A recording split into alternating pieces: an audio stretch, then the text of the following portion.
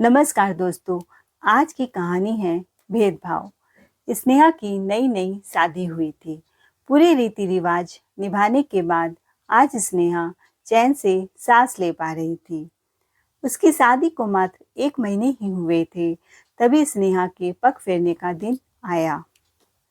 वह अपने मायके जाने लगी कि ननद कविता बोली, भाभी आप अपने घर जा रही हैं तो 2 दिन में चली आना, वहाँ टिक मत जाना। मेरी माँ से इतना काम नहीं होता है, इसीलिए आपको लाए हैं। मेरा क्या है, मैं कुछ दिन रहूंगी, फिर अपने ससुराल चली जाऊंगी। स्नेहा चुपचाप अपने घर से 2 दिन रहकर वापस आ जाती है। स्नेहा जब ससुराल वापस आती है तो ससुराल वालों ने बहू को घुमाने का प्रोग्राम बनाया। आज स्नेहा बहुत खुश थी कि वह पहली बार अपने घर वालों के साथ घूमने जा रही है। सास ने बोला, स्नेहा बेटा जाओ, तैयार हो जाओ, हम लोग बाहर खाना खा लेंगे और कहीं तुम्हारा घूमना हो जाएगा। स्नेहा जैसे ही तैयार होकर आती है, सास उसे देखते ही चिढ़ जाती है। यह क्या स्नेहा बहू, क्या पहना है? थोड़ी बहुत शर्म लिहाज है कि नहीं, या बेच खाई है? स्नेहा बोली, माँ जी कोई भूल हो गई क्या? कितनी भोली बन रही हो, जैसे कुछ पता ही नहीं है। जींस पहनने की इजाजत किसने दी? स्नेहा ने कहा, माँ जींस पहनने में बुराई क्या है? इतनी गर्मी है, फिर काम करने में दिक्कत हो रही है साड़ी में। और यह जींस आपने ही तो सगाई में गिफ्ट किया था। माँ बोली, तब की बात कुछ और थी, तू कुंवारी थी और सर ढक कर चल, ऐसी दिखी तो मुझसे बुरा कोई नहीं होगा। यहाँ यह सब नहीं चलता है। अभी तुम्हारी शादी के कितने ही दिन हुआ है जो तुम इस रूप में आ गई। कोकिला जी ने गुस्से में अनाप शनाप बकना शुरू कर दिया। तभी उसकी आवाज सुन पड़ोसी उनके घर आ पहुंची। उनकी एक पड़ोसन आकर बोली, अरे कोकिला, इतना गुस्सा क्यों कर रही है? कोकिला बोली, देख रही है तू, बहू को आए 1 महीना भी नहीं बीता है और यह रूप। पड़ोसन को सारी बातें बताई जा रही थी। स्नेहा बहुत कुछ बोलना चाह रही थी, लेकिन पड़ोसियों के सामने अपनी सास को शर्मिंदा नहीं किया। घूमने का प्रोग्राम कैंसिल हो गया। ननद कविता बोली, क्या भाभी, सारा मजाक किरकिरा कर दिया। स्नेहा रोते रोते अपने कमरे में चली गई। दूसरे दिन कोकिला जी ने बोला, बहू मेरी किटी के कुछ दोस्त आने वाले हैं, तुम्हारी शादी में उनका आना नहीं हुआ था, इसलिए अब वह तुम्हारे मुंह दिखाई के लिए आ रही हैं। हाँ, खबरदार जो जींस या सूट पहन कर आई मेरे दोस्तों के सामने। सुनो, खाने में मक्के की रोटी, सरसों का साग, पुलाव, हलवा, रायता, पापड़ और जो तुम्हें आता है बना लेना। बस 11 सहेलियां हैं मेरी। स्नेहा सुनकर घबरा गई, क्योंकि इतने लोगों का खाना न उसने कभी बनाया था, न ही उसे कोई मिर्च मसाले का अंदाज था। उसने ननद कविता से बोला, दीदी आप मेरी थोड़ी हेल्प कर दें खाना बनाने में, क्योंकि आपको तो आइडिया होगा, आप तो अपने ससुराल में बनाती होंगी। कविता बोली, ना भाभी ना, मेरे से इतना काम नहीं होगा। मैं क्या यहाँ काम करने आई हूँ? मैं कुछ दिन तो रहूंगी, फिर अपने ससुराल चली जाऊंगी। अब स्नेहा बेचारी फंस गई। उसने अकेले ही सारा खाना बना डाला। जब किटी शुरू हुई तब कोकिला जी ने खाना सर्व करने के लिए आवाज लगाया। स्नेहा ने खाना सर्व किया। मक्के की रोटी थोड़ा जल गई थी, हलवा कम पड़ गया, रायता थोड़ा पतला था, पुलाव का चावल कच्चा था। यह सब देखकर कोकिला आग बबूला हो गई।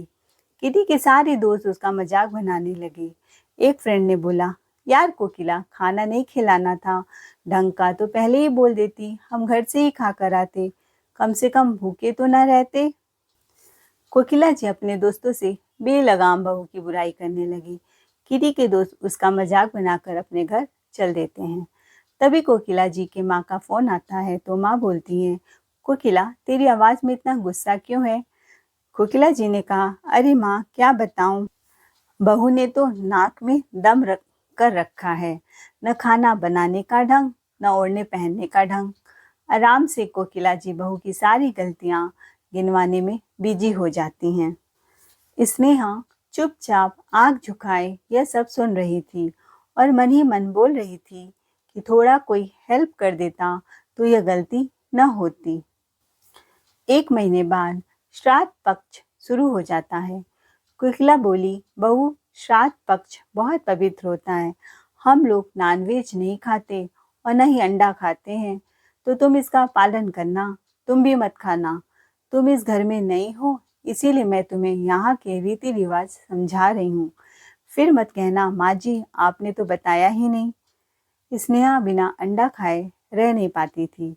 उसने कहा, पर माँ जी, ननंद कविता आज सुबह ही ऑमलेट खा रही थी। बकवास बंद करो भाभी, कविता बोली। आप मेरी माँ को मेरी चुगली कर रही हैं। जो मेरे ससुराल में होता है, मैं वहाँ के नियम को फॉलो करती हूँ। मैं तो कब से अपने ससुराल की रीति रिवाज को निभा रही हूँ। आप अपने ससुराल के रीति रिवाज निभाइए।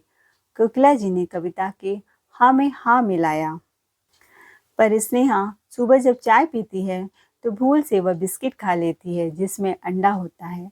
यह देखकर कोकिला जी बोली, समझाया था तुम्हें, बिल्कुल अक्ल नहीं है। हम श्राद्ध में नॉनवेज नहीं खाते हैं। पर माँ जी, यह बिस्किट रोज खाने की आदत है, इसीलिए भूल से खा लिया। आगे से ऐसा नहीं करूंगी माँ जी, मुझसे बहुत बड़ी गलती हो गई। गुस्से में आकर कोकिला जी अपने बेटे को यह बात बताती हैं और उनका बेटा भी स्नेहा को बहुत खरी खोटी सुनाता है। बिना नाश्ता के ऑफिस चला जाता है। कोकिला जी ने फोन लगाकर दोस्तों को स्नेहा की सारी बातें बताना शुरू कर दी। स्नेहा वहीं खड़ी थी और सोच रही थी, जब तक उसकी सास कोकिला जी उसकी बुराई न कर ले, उनको चैन नहीं मिलता। तभी अचानक से फोन की घंटी बजी। ननंद कविता की सास का फोन था। कविता की सास बोल रही थी, बहू आज अपने घर आ जाना।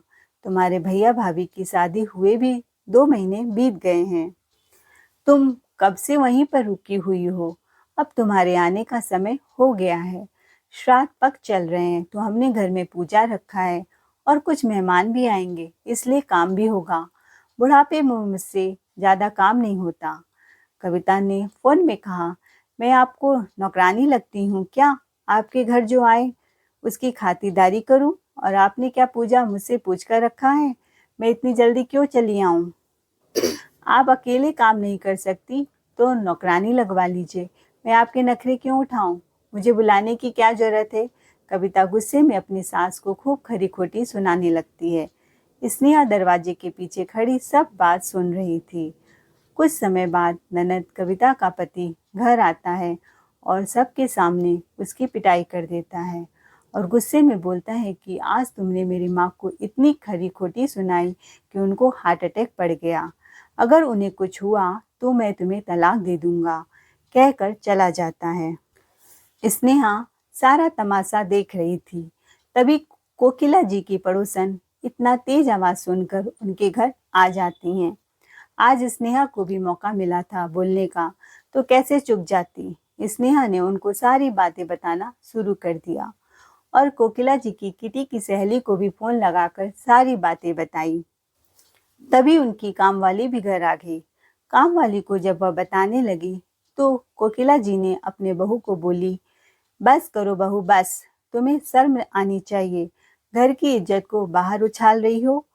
माँ जी, आप यह कह रही हैं? जब से मैंने इस घर में कदम रखा है तब से आप सहेलियों को, पड़ोसियों को, रिश्तेदारों को, यहाँ तक कि कामवाली को भी मेरी बुराई करते थकी नहीं।